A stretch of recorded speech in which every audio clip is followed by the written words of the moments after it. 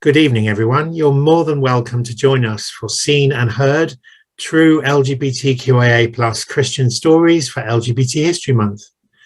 My name's Kieran, and I'm the coordinator of the Open Table Network, which is one of 6 LGBT+ affirming Christian organizations who've worked together for the last 2 years to reach more isolated members of our communities online. Following the success of our Stories with Solidarity event for International Day Against Homophobia, Transphobia and Biphobia last May, tonight we're hosting another affirming online storytelling event for LGBT+ History Month. You'll hear true LGBTQIA+ Christian stories from members of Diverse Church, House of Rainbow, OneBodyOneFaith, Open Table Network, Quest and 223 Network. February is LGBT+ History Month in the UK, an annual festival to celebrate the lives and achievements of LGBT+ people past and present. LGBT+ History Month began in February 2005, organised by Schools Out UK, a campaigning group for LGBT+ people in education. Each year it takes a theme from the education curriculum. 2022 sees the 50th anniversary of the first Pride March in the UK in 1972. A popular slogan of the early gay rights movements of the time, before our current understanding of the LGBT+ community developed, was "the personal is political," and art is probably the most individual of pastimes. So this year, the focus is on how LGBT+ people are represented in art, with the theme Politics in Art. Inspired by the theme of this year's LGBT History Month, we've invited someone from each of the 6 organisations to tell a true story from their lives on the theme of Seen, S-E-E-N. It's all about visibility, how we see ourselves and how others see us, how we see God and how God sees us. More than 70 people have registered to join us tonight from across the UK and Ireland, plus elsewhere in Europe and North America. It's our pleasure to have you here with us. Your presence is a gift to this unique gathered community. As an older white cisgender gay male, I'm pleased to say that none of our storytellers tonight look or sound much like me, which is not always the way when LGBT+ people gather. So I'm delighted to hand you over to Jade from Diverse Church, who will introduce our storytellers tonight. Thanks very much, Kieran. What a beautiful and just wonderful description. It's brilliant to connect with our history and our present as well. So we're really, really delighted to have you all with us to hear these remarkable stories from our storytellers. Our first story is going to be told by Lisa-Jayne, whose pronouns are she and her. Lisa-Jayne is from OneBodyOneFaith, and Lisa-Jayne, we are really delighted that you're going to kick us off this evening with story 1. It's over to you.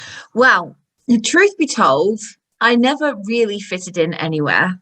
Right from when I was young, I was a bit odd, a bit, dare I say, unlikable. I was always fighting to be seen, a bit like that scene in Shrek where Donkey is trying to get picked, you know, the one, and he's bouncing up and down saying, pick me, to go and rescue Princess Fiona. While all the other girls were playing with dollies, I dressed up like Boy George, my first love. I was 6 years old with braids and ribbons in my hair. My godmother had given me a children's makeup set, so I spent hours learning how to apply it and learning all the words and moves to calm a chameleon. Something in me refused to be like everyone else. If everyone wore red, I wore blue. If everyone had long hair, I cut mine short. Everyone was into Kylie and Jason, I was into 5-star. It was never a conscious choice, but perhaps I was just trying to be seen. You can probably see where this is heading. I was bullied constantly and relentlessly from the moment I started at nursery school until the day I finished sixth form. No one really liked me, and I didn't much like myself. In photos of my birthday parties, I'm surrounded by the girls who bullied me. I just wanted them to see me, so I invited them in the hope that it would make the bullying stop. It didn't. Church was a bit different. Mum took me to Sunday school and I wasn't bullied there. However, along came the teenage years of trying to figure out who you are, and that's when the sexuality part of the puzzle reared its head. When Freddie Mercury died, the rhetoric around my church and the church as a whole at that time was that this was God's punishment for Freddie's gay lifestyle, that this was what God did to the gays. He made them have this horrendous illness and then they died a horrible and lonely death. It was what they deserved. The only trouble was that this wasn't them, this was me. Not only was I the fat, ugly, annoying, unlikable kid, now I was queer. And I knew I would have to hide this for the rest of my life if I wanted to stay a Christian, and I did. But there was no way in my conservative evangelical church that you could be both. I remained terribly unseen. Fast forward a bit through the years where I moved to America, became an urban missionary with the Salvation Army, worked as a chaplain at Ground Zero after 9/11, worked on the Gulf Coast logistics management team after Hurricane Katrina, went to seminary, got ordained, moved back to the UK and was elected onto the PCC of my old church. All that stuff's good, but I'd kind of done it all to prove that I was really a good Christian.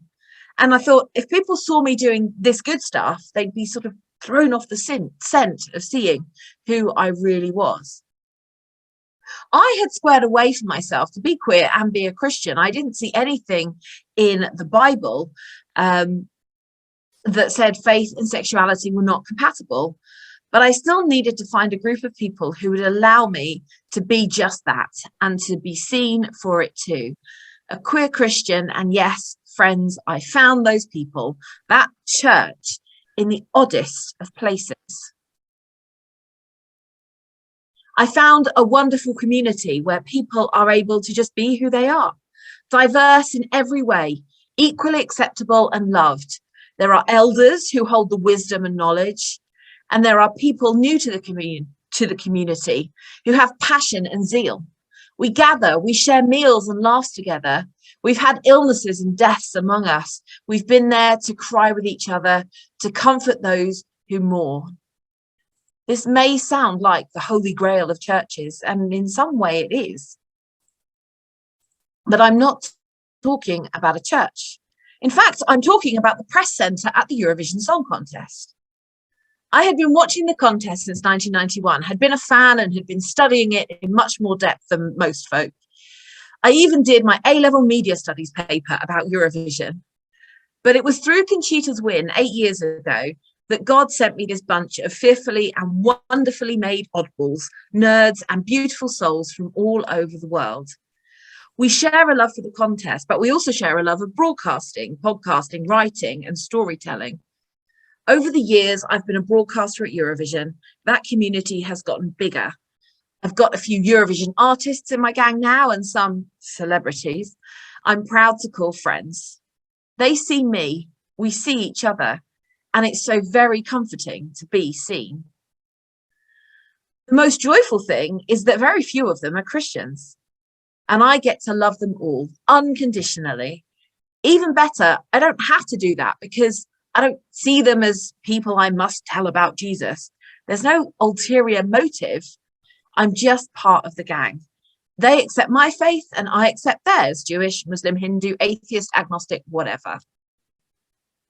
So what of actual church? Well, I'm still there. I'm in an even more conservative church than I grew up in. I could easily leave and hotfoot down the road to the cathedral for a more inclusive church experience. I don't really fit in where I am. I'm only a bit seen, yet I'm there anyway, and I can be there because I have my Eurovision tribe tucked away in my heart. I'm there because when someone walks through the door who is not white, straight, cis, I want them to see that God's love is for them. And I'm also there because a little bit of that pisses off my oh so homophobic vicar. And I love nothing more than knowing that I'm a bit of a thorn in his side. So in a weird way, God has called me into two very different, wrong way round worlds. I'm truly myself in both, but only one of them sees me and accepts me for everything that I am. And it's not the one you might expect. Oh my goodness, that was incredible. What an incredibly, wonderfully beautiful story. Thank you so much. You had us on the edge of our seats and feeling all of the emotions, Lisa-Jayne. And I'm particularly struck by the way you describe the favour line. You know, I was doing all these things to prove. I'm walking that tightrope, that favour line, and then the beauty of what it is to be in true community and human encounter and to be seen and to see, and the freedom that brings. Thank you so much. And it is such a privilege to hear your story. Thank you for sharing that with us. Next up, we have Daniel, whose pronouns are he and him, from House of Rainbow. And we really love whenever we can have our storytellers live and in the room. And also we want to be as accessible as possible. So Daniel this evening has pre-recorded his story, and we're going to hear Daniel's story now. I was born into a Christian home, and part of my upbringing, I was made to understand some tenets of Christianity, one of which is that God frowns at being queer, at being gay, like in the book of Leviticus, where it was outrightly mentioned that where a man lies with another man as with a woman, they should be put to death, that kind of thing. So I was just made to believe that, or made to understand that being gay is a sin. So growing up, I always felt like an outsider. I felt like a taboo.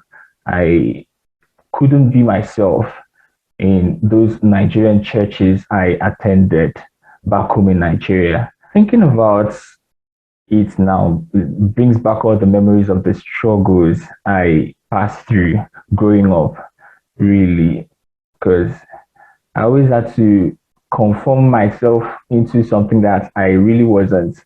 Like in those churches I went to, I had to have this dual personality where I was something else outside the church, and inside the church I had to be this holy, straight man that commits no sin per se. So it really was a struggle for me, a deep struggle. Even outside the church, I had to always hide myself, hide my identity, make sure that I don't do anything that would lead to any pointers that I was gay or like I was anything other than straight. In those Nigerian churches I went to, I really didn't feel seen. I wasn't that visible because I always had to hide myself. I always had to hide my identity. So fast forward to now that I am in London. When I came to London, I visited a lot of churches, about, let's say, 2-3 of them. So mostly Nigerian churches here in London. It was almost the same thing. In fact, basically the same thing. I never felt seen. It still felt like I was back home where I had to hide myself. And that led me to start a quest to find a place where I could be accepted, a Christian community where I could be accepted, feel seen, be visible, just be unapologetically myself. And that led me to discover the House of Rainbow, where I found this community who accepted me for who I am. You get, I was able to start debunking most of those things, most of those theories, fundamental tenets, I'll call them, that I was brought up with. And I was now made to understand that it's perfectly okay to be gay and also be a Christian. All right. So this is a place where I met with other people like me myself, who are both Christian and gay. And yeah, that's where I felt seen. All right, so now that I've discovered this community that accepted me, it's still a journey, but I feel much better now. I'm at peace with myself now. I feel like, yes, I've discovered the thing I've been looking for all this while. All right, and part of what I was made to understand here is that, like in the background, you could see there is that God adores me. God actually loves me. He made me the way I am. He admits me. He appoints me. He totally adores, admires me the way I am. I'm beautiful the way I am. Being gay is not something that should stop me, deter me from serving my God, being at peace with myself, accepting myself the way I am. And yeah, I'm still on that journey. I'm still learning to come to a better place where I can understand myself better as a Christian gay man. Absolutely beautiful from Daniel.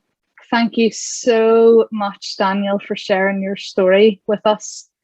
And so many of us will relate to that way that you described, having to feel like two people, and that sense of having to hide, and then the freedom that comes from being seen, being found in community, and having people around us that can look like us, sound like us, that we can share experiences with. Absolutely brilliant. We have some lovely comments in the chat for you, Daniel. Loving the affirming words in the background. Gay, God adores you. Absolutely echoing your words that you know that you're adored by God. Brilliant. Yes, God loves you, Daniel, just as you are. And it is good to hear you say that you know that. Absolutely brilliant. And your courage encourages me. Hear the love, Daniel, hear the love in the chat for you. One more. Knowing that God accepts me, kept in the dark times before I came out. Thank you for your story, Daniel. Thank you very much. That was absolutely wonderful. And our third story this evening, I am, of course, delighted to introduce Hugh, whose pronouns are they and them. Hugh is from Diverse Church. And Hugh, we are so excited and eager to hear your story. Over to you. Well, all great adventures begin with being added into a group chat. And so it was with me this past October. It was an invitation to celebrate my friend Gwen's birthday down in Cardiff in South Wales. It was just going to be a cute little house party with some old school friends and her new uni friends. But then we'd be going to a nightclub. Panic. So for context, I'm currently studying at a Bible college in Manchester. And I was raised a super good little Christian child and spent my teenage years leading Bible studies and attending evangelical conferences. And so now, little Christian me, having never had the opportunity to go clubbing before, had one question on my mind. What on earth do I wear?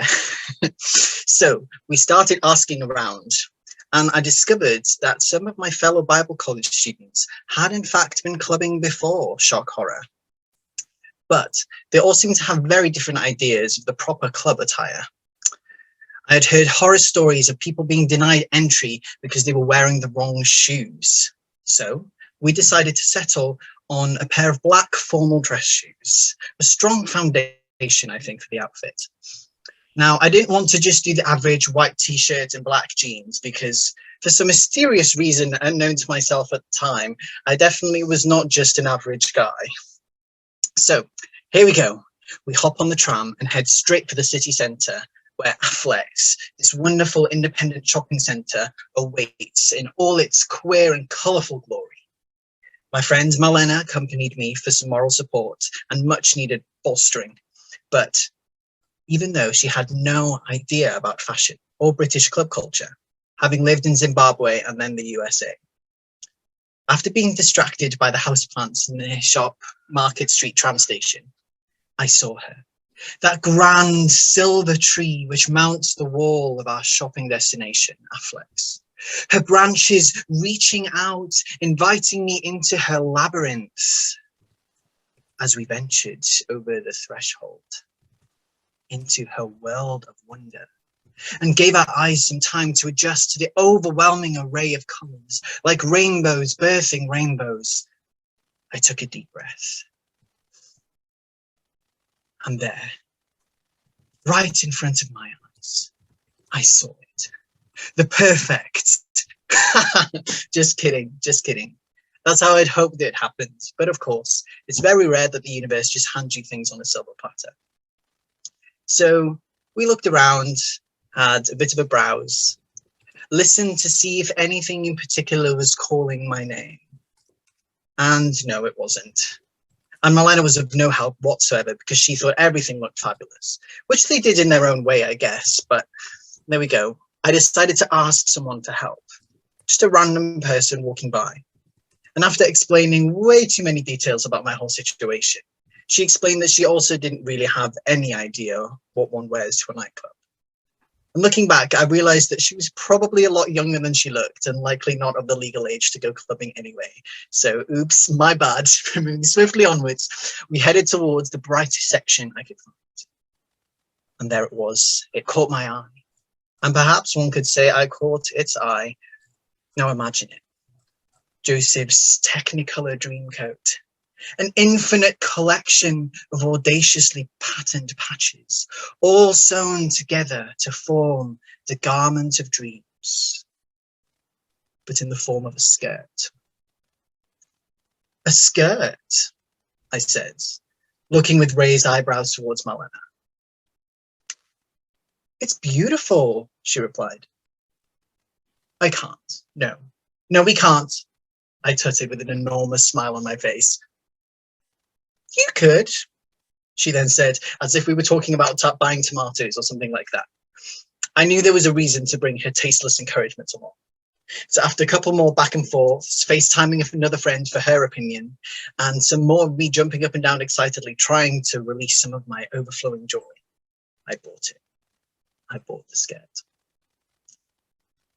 And it felt absolutely magical. I don't think Malena was aware at the time of just how big this was for me. But there was really no time to process any of it, which was probably a good thing. Just time to do a quick catwalk down through the Bible college and then jump in the car to head down to Cardiff. And during this 4-hour car journey, I was glad to be in the company of old school friends I'd not seen in around 2 years.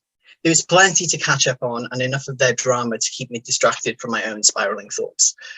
Because yes, wearing a skirt was empowering and magical, but I was also aware of the increasing number of queer-phobic hate crimes on the rise in 2021. The names and faces of young people like Curtis Stewart, Josh Ormrod, Yang Wu were held in my heart. Young men having been attacked for their queerness while wearing clothes much less loud than what I was going to wear this evening. And so yes, I had a certain level of anxiety about going out in a strange and unfamiliar city, wearing clothes I'd never worn before. But my company managed to unknowingly keep me grounded. When we finally arrived, we ate together and got the party started. We laughed and we danced and we embraced friends and strangers alike. For a moment, my heart dropped a little bit as I realized that I might be the only queer person in the room because my friends were very straight. But then, surely enough, a couple of lesbians made themselves known to me and they instantly became my safe space for the rest of the night. So thank God for lesbians. I was allowed entry into the club in my smart black dress shoes and my Technicolor skirt. And I had an absolutely fabulous night. And turns out, top tip, wearing a skirt makes your dance moves look a lot more elegant, so I highly recommend.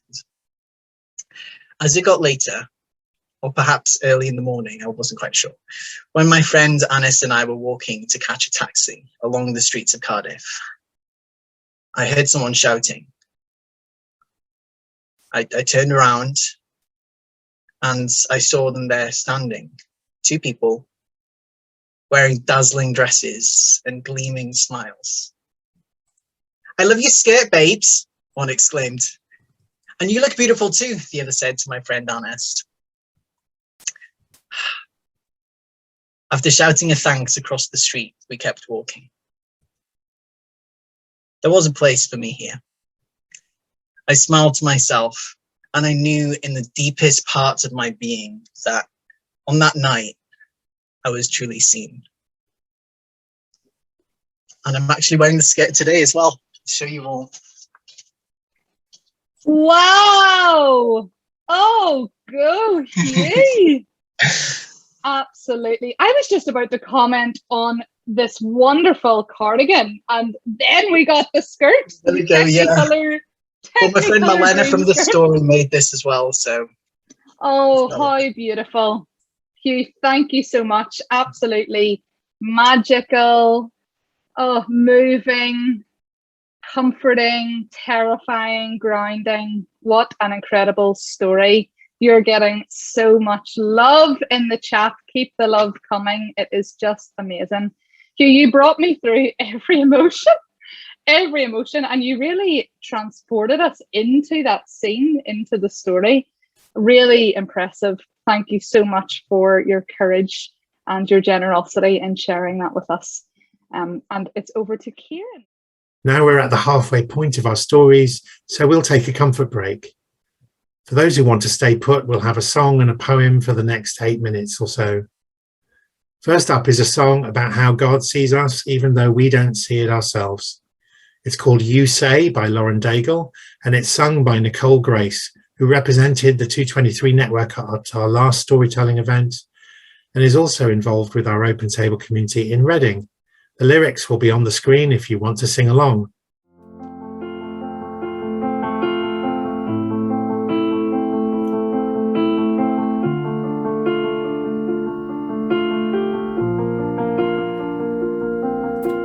I keep fighting voices in my mind that say I'm not enough.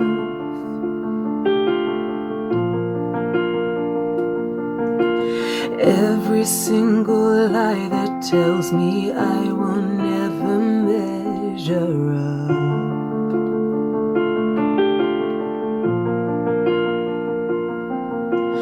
Am I more than just the sum of every high and every low?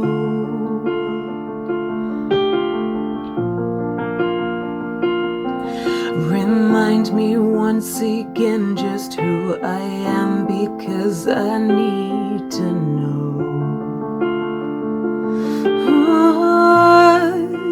You say I am loved when I can't feel a thing. You say I am strong when I think I am weak. You say I am held when I am falling short, and when I don't belong. Oh, you say I am yours, and I believe, oh, I believe what you say of me.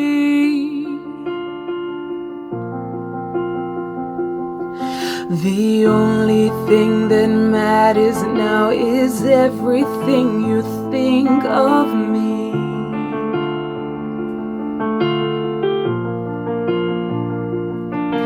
In you I find my worth, in you I find my identity. Oh, you say I am loved when I can't feel a thing. You say I am strong when I think I am weak. You say I am held when I am falling short, and when I don't belong. Oh, you say I am yours, and I believe, I believe what you say of me.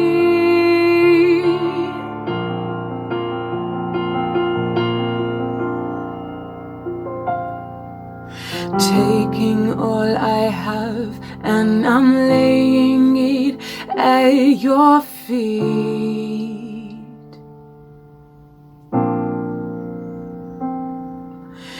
You have every failure, God. You have every victory. Oh, you say I am loved when I can't feel a thing. You say I am strong when I think I am weak. You say I am held when I am falling short, and when I don't belong, you say I am yours. And I believe, I believe what you say of me. Oh, and I believe, I believe what you say of me.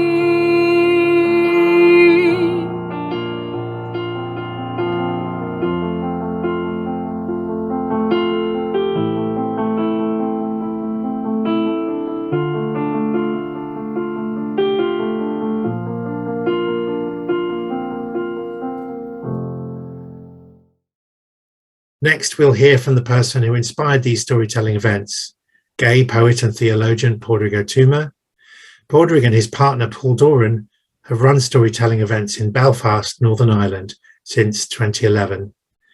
They're called 10 by 9, as 9 people have up to 10 minutes each to tell a true story from their own life. Pádraig and Paul kindly allowed us to adapt their editorial guidelines to help our storytellers structure their stories tonight. During the COVID pandemic, 10 by 9 events moved to Zoom. You can watch highlights of their Zoom evenings on YouTube. Pádraig has been a patron of the Open Table Network for the last 2 years, and he's kindly recorded one of his poems for us. It speaks to me of the diversity of human experience that we share in the safe, sacred spaces we create as LGBTQIA+ Christians.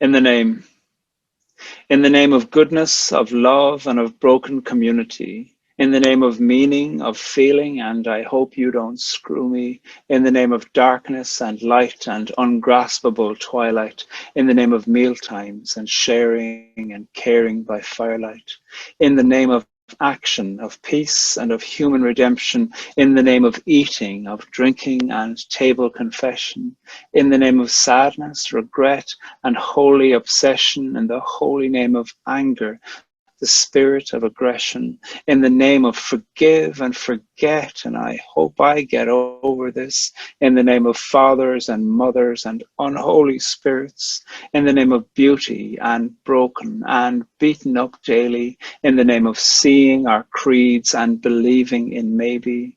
We gather here, a room full of strangers, and speak of our hopeland and talk of our danger, to make sense of our thinking, to authenticate lives, to humanize feeling and stop telling lies.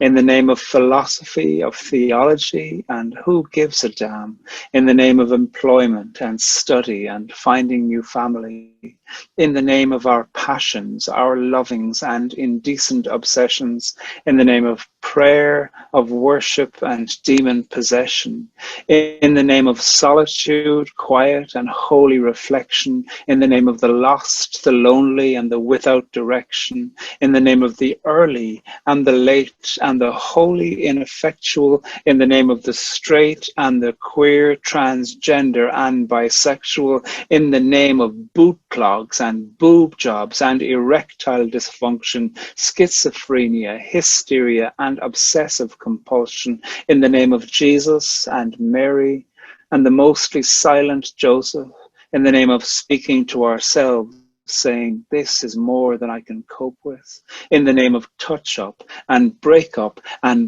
down and weeping, in the name of therapy and Prozac and full-hearted breathing, in the name of sadness and madness and years since I've smiled, in the name of the unknown, the alien and the holy in exile, in the name of the named and the unnamed, and the names of the nameless, in the name of the prayers that repeat, I wish that I could change this, in the name of goodness and kindness and intentionality, in the name of harbor and shelter and family.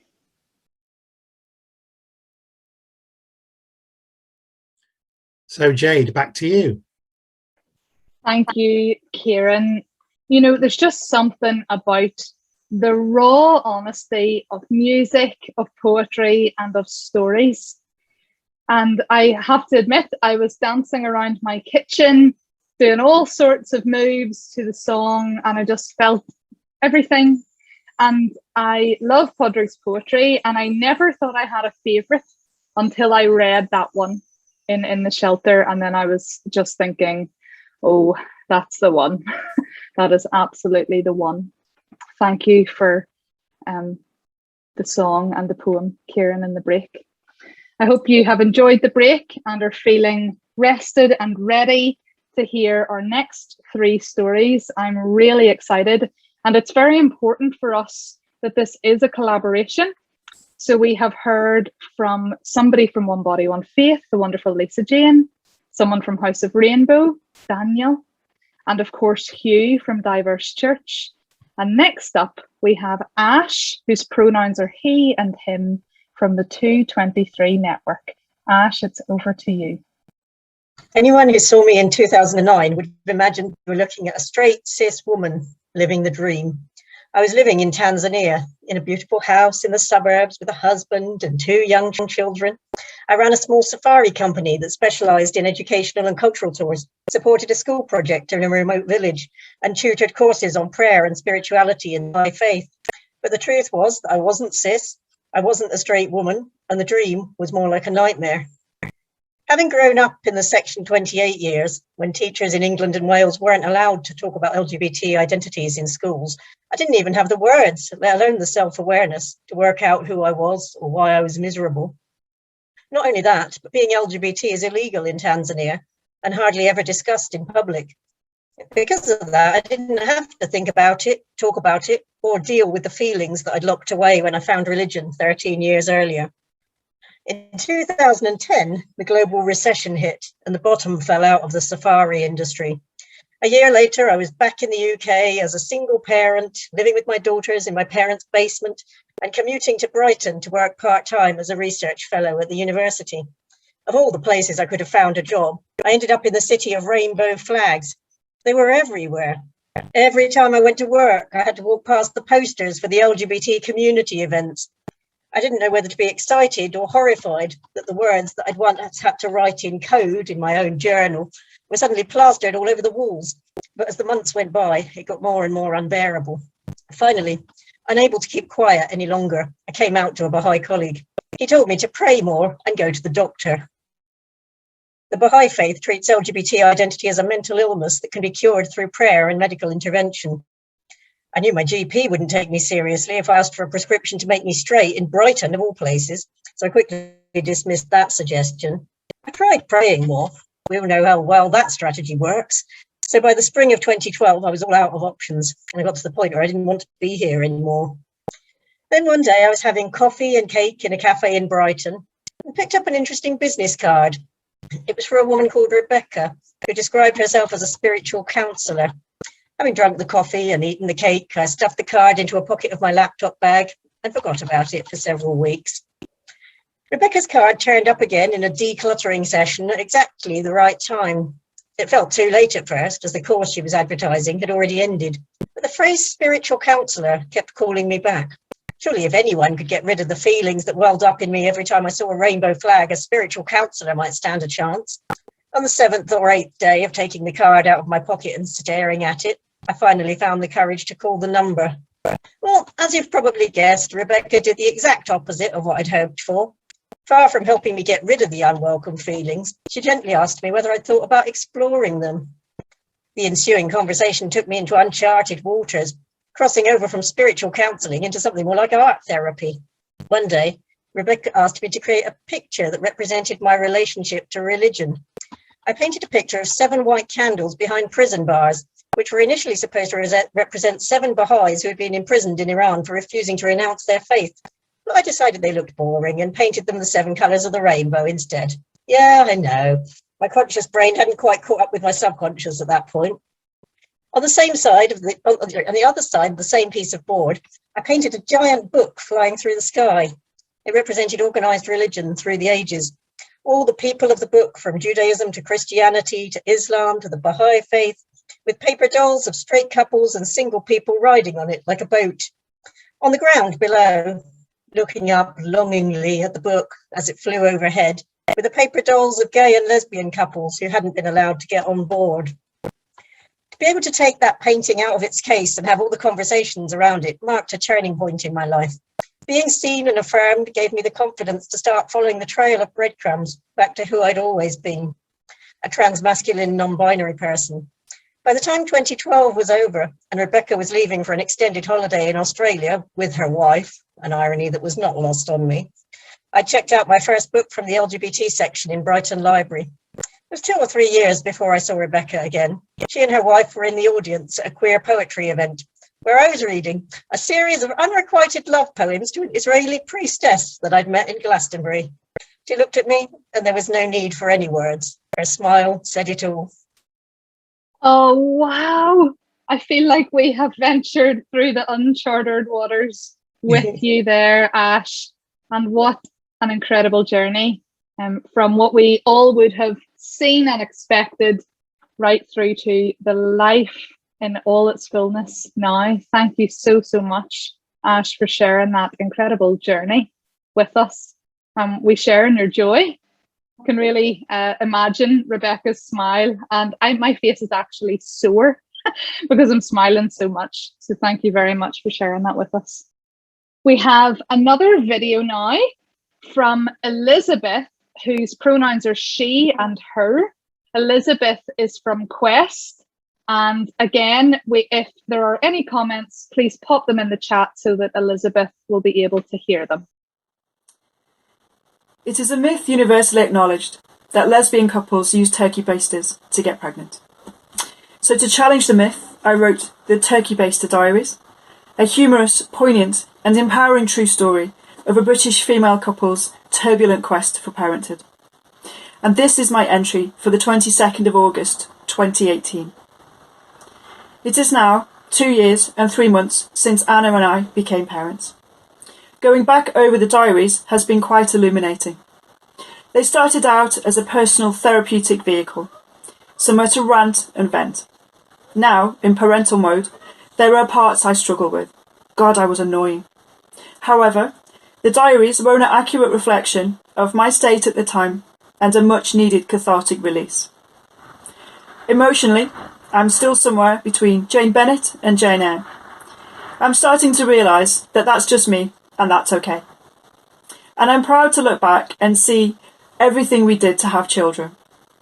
In the process, I've become stronger, happier, more connected, and less tolerant of poor treatment. With hindsight, it took me until Christmas 2016 to get over the initial shock and exhaustion of having twin babies. But don't get me wrong, it was a magical special time, and we got to dress Cara and Jenna up in Christmas outfits. In more shallow matters, I continue to age in dog years, but I've upped my skincare and makeup regime. On days when extra makeup isn't enough, I drink stronger coffee, swear more frequently, brackets out of earshot, and have a large glass of red in the evenings. I never promised to be Mary Poppins. Though my job is academic, my life is not and could not be more focused on the here and now. There's nothing like changing a shitty nappy while the other twin runs off with the wet wipes to keep you grounded. Parenthood has taught me that I can't spin all plates to perfection, and that's okay too. It took me 2 years to figure out how to put the car seats in. It still takes an hour to leave the house. I continue to forget something important, and I still can't remember anything. In the run-up to the UK's separation from the EU, aka Brexit, I remain dismayed with the outcome and how it's been handled. Let's just say I won't be voting Conservative while there's breath in my body, and we're unlikely to win the Eurovision Song Contest ever again. However, life will go on. Thankfully, the change in Pope has led to more positive messages about LGBT people and Catholics. These are very welcome indeed. Unfortunately, this has not included trans and non-binary people. However, it's still early days, and my sense of worth and spiritual happiness is no longer reliant on announcements from the Vatican. My job as an academic researcher continues to be important to me as a means to challenge myself, earn money, and hopefully make a difference. But it's not my main focus in life. My wife, our twins, our cat, and the rest of my family and friends are at the centre of my world, and I am truly thankful for all of their unstinting love and support. Mercifully, Cara and Jenna continue to be healthy and happy. Now almost 3 years of age, they are walking, talking, climbing, singing, feeding themselves, and learning to swim with armbands. Toilet training has also just begun. We are now exhausted for a whole new set of positive parenting reasons. Over the last year, the twins have been attending a local nursery 2 days a week. It has been incredibly beneficial for their cognitive and social development, and it's also allowed Anna the time to complete the first year of her undergraduate degree in childhood studies. She is training to become a primary school teacher. I know she will be fabulous, and I'm incredibly proud of everything she continues to achieve with the twins and in her own life. Though we have less time, energy and money, we talk more openly, and our relationship has continued to flourish. This and last year, we've been able to holiday in Spain and have been able to stay with my sister and her husband in France. Though they were challenging moments, brackets largely on aeroplanes, words cannot express how delighted and excited we are to show the world to the twins. As Cara and Jenna continue to grow and become more aware of their birth circumstances, we will have incremental affirmative conversations with them. But that is a whole new diary in the making. For now, I'm too busy to write. Thank you. Oh, Elizabeth, that was amazing. Thank you so much. And your description there of the centre of your world being your wife, your children, your cat. Thank you so much for inviting us into the centre of your world. And I'm absolutely with you on the very strong coffee, by the way, and I'm not long out of the toilet training fun myself. So thank you very, very much. You're getting lots of love in the chat, people describing your story as great and lovely, and they are thanking you. Also, the Turkey Baster Diaries. I actually think that's my 2022 favourite book title. It's absolutely genius. Super. Can't wait to read it. Thank you very much. Now for our last but by no means least story, we are really delighted that Grace from the Open Table Network, whose pronouns are she and her, is going to share the final story of the evening. Over to you, Grace. I never really smiled until 4 years ago. I haven't stopped smiling since. Over a period of 30 years, 8 psychiatrists, among them a Mexican, an Indian, an Italian, and a Mancunian Pakistani, diagnosed me on the autistic, Asperger's, and ADHD spectrum. The high dose of Ritalin I took did its job. So since it worked, the diagnosis was thought to be true, except it was not. My symptoms, like being inattentive, imitated adult ADHD, but the cause turned out to be a lifetime of running away from the woman in my heart, shutting that door firmly closed to live in my head. At the unconscious level, the woman would peep out every so often, for example, causing me to walk and run like a woman.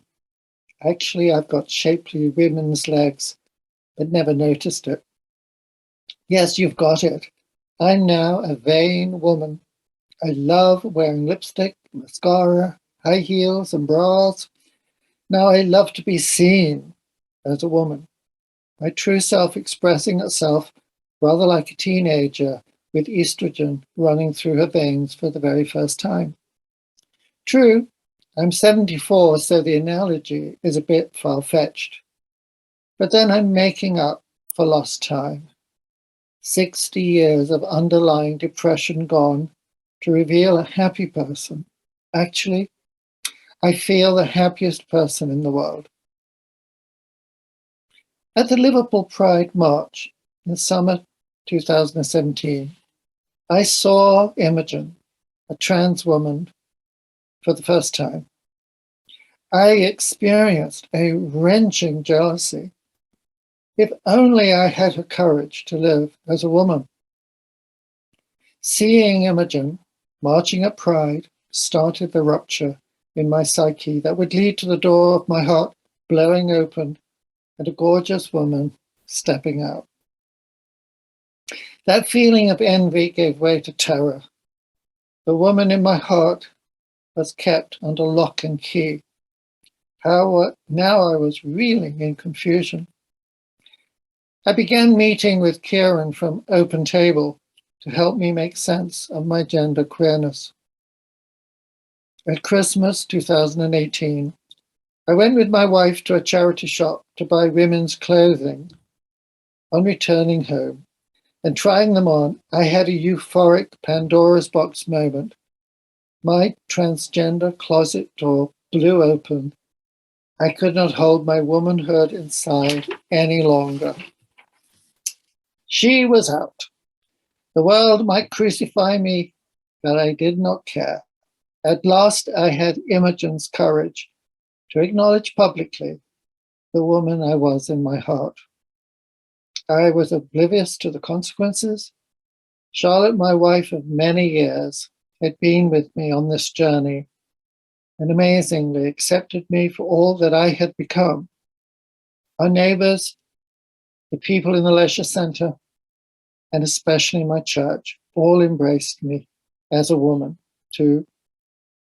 From that moment, my stony face disappeared, along with all my symptoms of Asperger's/ADHD, and they've never returned. My 60 years of depression ended. The partition between my mind and emotions had collapsed. In 2019, I went to get my ears pierced. From that day on, I've always dressed entirely as a woman and never looked back. Gone was the scary, head-trippy, diffident Doc Martin character. No longer did I hate the face I saw in the mirror. Now I am happiness itself, loving myself for the first time. Imogen, your light shone like a beacon to me, though you did not know it. You died in 2021. On the day of your funeral, I had my gender confirmation surgery. Seeing you changed my life. Thank you, Imogen. I love you too. Oh, my heart is beating out of my chest, Grace. You are getting so much love But it's in the remembering chat. Imogen. It's remembering her. Absolutely. And you seeing Imogen change your life, and Grace, us seeing you is changing our lives, truly and honestly. Thank you very, very much for sharing your story with us. Stunning. I mean, really stunning. Wow. I just feel everything. Excellent, excellent lipstick also has to be said. What an ending to our incredible storytelling evening. I mean, I'm catching my breath here, folks. Let's have a final thank you to Lisa-Jayne from OneBodyOneFaith, to Daniel from House of Rainbow, to Hugh from Diverse Church, to Ash from 223 Network, to Elizabeth from Quest, and to Grace from Open Table Network. 6 incredible stories by 6 phenomenal storytellers representing 6 wonderful organisations. Thank you so much. Over to Kieran to close. Just a wonderful thank you from me for all of you being so appreciative and loving of one another, and just being your authentic selves. It's a beautiful experience to share. Thank you so much for being with us. Go with our blessing and thanks, and we hope you can join us again very soon. Good night. God bless and go well.